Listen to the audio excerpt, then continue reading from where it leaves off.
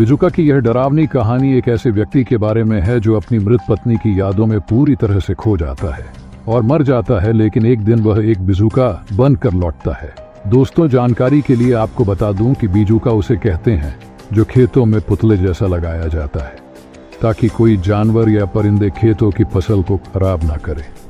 यह कहानी हमारे गांव की है जहां पर सब खुशहाली से रहते हैं और सभी अपने काम में मस्त रहते हैं।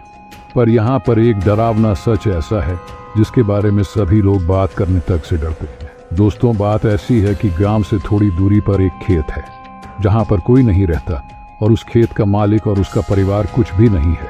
अब आप ऐसा सोचेंगे कि फिर तो लोगों ने उस खेत पर कब्जा कर लिया होगा। दरअसल कोई उस खेत पर कब्जा करना तो दूर, उस खेत की ओर मुड़कर भी नहीं देखता। ऐसा इसलिए है क्योंकि उस खेत की रक्षा एक भयानक बिजुका करता है और लोगों का मानना है कि उस बिजुके में उस खेत के मालिक की आत्मा है जो कि अपने खेत और उस खेत पर बने घर से काफ़ी प्यार करता था।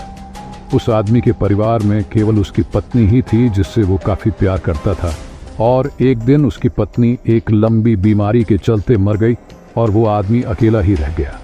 फिर धीरे धीरे उसने अपनी पत्नी की याद में खाना पीना बंद कर दिया और वो अपने खेत में बने बिजुका के पास आकर बैठ गया और वो वहाँ से तब तक नहीं उठा जब तक कि उसकी मौत नहीं हो गई। उसकी मौत के बाद गांव वालों ने उसको उसी जगह पर दफना दिया था, उस बिजुका के नीचे, और तब से कहा जाता है कि उसकी आत्मा उस बिजुका में है और वो अपने घर और खेत की देखभाल करता है।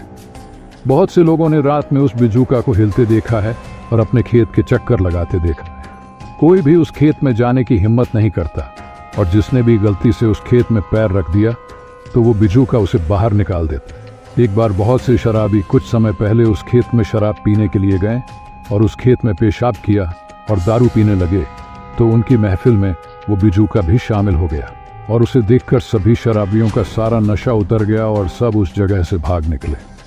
कई बार उस खेत के पास की सड़क से गुजरने पर बहुत से लोगों ने उस बिजुका को उनकी तरफ देखते हुए भी देखा है। वो बिजुका किसी को कोई नुकसान नहीं पहुंचाता है और वो तब तक तो नहीं पहुंचाएगा जब तक कि लोग उसके घर और उसके खेत से दूर हैं। कोई भी आदमी उसके घर के अंदर नहीं गया और जब उसकी पत्नी मरी तो किसी ने भी नहीं देखा था कि उसकी पत्नी का अंतिम संस्कार कैसे हुआ। पर वो बिजुका आज भी उसी खेत में रहता है और अब उस खेत के चारों तरफ घनी और लंबी लंबी झाड़ियां भी उग गई हैं, इसलिए अंदर देख पाना काफ़ी मुश्किल हो गया है। उस खेत में कोई पक्षी नहीं जाता है और वो बिजुका रात भर उस खेत और घर का पहरा देता है। मुझे नहीं पता कि आप यह कहानी किस भावना के साथ देखेंगे, पर यह कहानी काल्पनिक है और मैंने इसे एक किड्स मूवी मॉन्स्टर हाउस से प्रेरित होकर लिखा है। धन्यवाद।